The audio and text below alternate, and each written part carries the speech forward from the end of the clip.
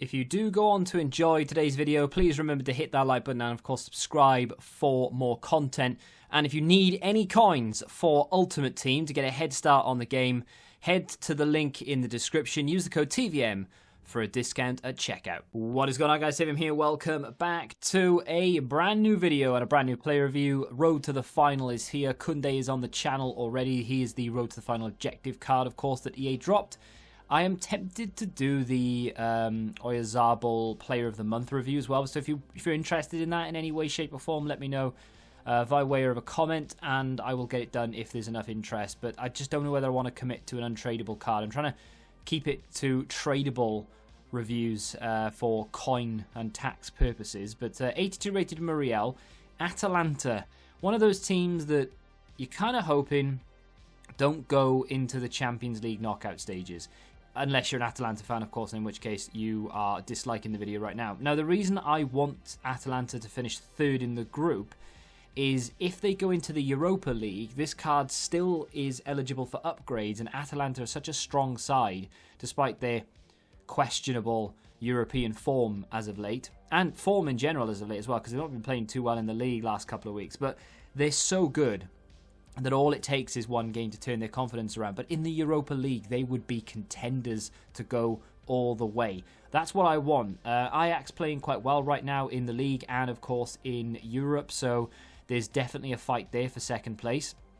But either way, if Atalanta go through, we get an 84 rated card. If they go into the Europa League, we still get we will end up getting an 84 rated card, because unless they get a very, very unfavourable draw, they should be fine.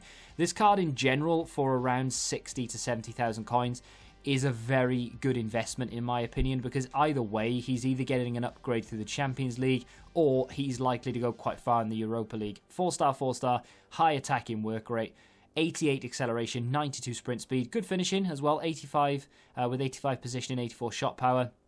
Decent short passing as well, considering 80 short passing and 82 vision's not bad. His composure does let him down, and that's something we'll talk about more as the video progresses. But good dribbling, decent reactions and balance with very good agility, although it doesn't necessarily come across too much in-game. Terrible defensively and in the air, and his physicals are not the best either. Although saying that, his strength isn't that bad. And of course, we have a hawk on him. Why have I put a hawk on him? Well, his pace is almost good enough. I didn't really feel like a hunter was necessary. That, and I didn't really plan on keeping the card, or rather playing the card, I should say. I do plan on keeping him, because I do think it's a decent investment. I think he'll go to an 84 bare minimum. But then, with these Road to the Final cards and just dynamic cards in general, do you have to ask yourself a question? If this was just a standard inform on the market, how much would he be going for? Right now, that Muriel, 25k, absolute maximum. If he gets an 84... again, 30k, absolute maximum. So, I don't know whether people will work this out at some point and then decide, you know what, actually, yeah, he's not worth 70k. Let me just bin him off. But, yeah, that's the risk you run, I suppose, with investments. But either way, is he any good? He's very quick in a straight line. I would say that his ability to beat people pace-wise is pretty good, especially with the Hawk. It takes him to 93 acceleration, 97 sprint speed. He's got 87 penalties with the Hawk as well. Didn't even time it properly, still scored it. I mean, granted, the goalkeeper didn't dive, but that's not the point. He's one of those cards that, I mean, okay, I'm reviewing him, so I'm really conscious of everything that he does. But it was one of those cards where I didn't feel like he did anything fantastic, but when I'm looking back at the footage, he scores a lot of goals. It's one of those, I have these every now and again where I just feel like they're not that great in game. Like, I'm playing with him and I'm like, oh, do you know what? He's alright, but I'm not feeling anything fantastic from this card. But then when I look back at, and when I'm doing the review, I look at it and I'm thinking, look how many goals this guy scores. I think in one game he scored 4 goals, and the guy was a good player. It's like this thing here, just chips it into a good position, smashes it into the back of the net, and that guy is long gone, because we've absolutely blitzed him with Muriel. His finishing, for the most part, is very good, and what I mean by the most part is his composure can let him down. So when I get into a situation like this, and he doesn't score, I am putting that down to composure, because he's being pressured by the defender, the goalkeeper moves out slightly. In this situation, he beats his man. There is no pressure. The goalkeeper comes out, but it's not enough to contest. And then the defender is completely beaten because of the La Croqueta. Not the, but La Croqueta. And then, yeah, he beats him. And in this situation, again, there's absolutely no pressure. Yes, it's a weak foot effort. He's got a 4-star weak foot. I mean, it's just as good as a 5-star this year. Rodrigo, for example, the lead striker, that guy's weak foot is better than his strong foot. And I think it's a 3-star. It's absolutely shocking, this game this year. Some of the things just all over the place. But he's very good in front of goal for the most part. You know, as long as you're not under pressure, you're fine. In terms of his strength, with a hawk, does feel relatively strong. Can run in fake shot past people all day long. This is a really good goal, actually. Very well controlled.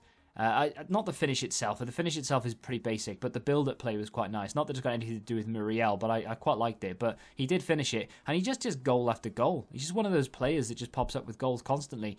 Now, this is going to be one for either fans of the player or the club.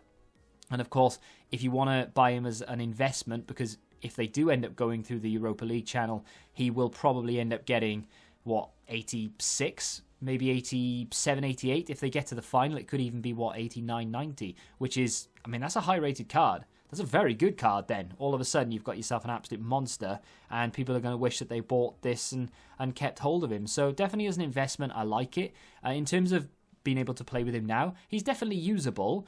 I would say that you may want to look closer toward the objectives, though. So there are plenty of objectives out there that are rating restricted. So Managerial Masterpiece, for example, is 77 rated. You could easily fit Muriel into a team that is 77 rated overall. And that is where this type of card, I think, is going to really come into its own. Imagine playing this against some 77 rated defenders. Absolutely no contest whatsoever. I mean, I'm playing in the Road to the Final Classic against, you know, your Varans and your Joe Gomez's and what have you, and he's still managing to score goals for fun. If he's up against poorer defences, this guy is going to be able to absolutely ruin them, turn them inside out. 4-star skills are nice, his dribbling is good, his finishing is solid.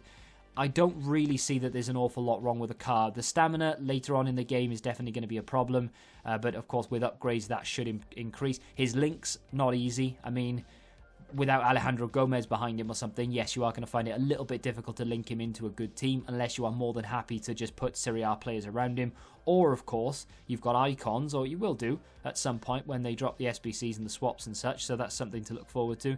And his composure is really the only negative about the card. It's decent. I don't think it's worth 70k. If it wasn't dynamic, it would be around 20, 30k maximum, but that's just my opinion. I think it's got the potential to go quite high rated, this one. Fingers crossed, hopefully.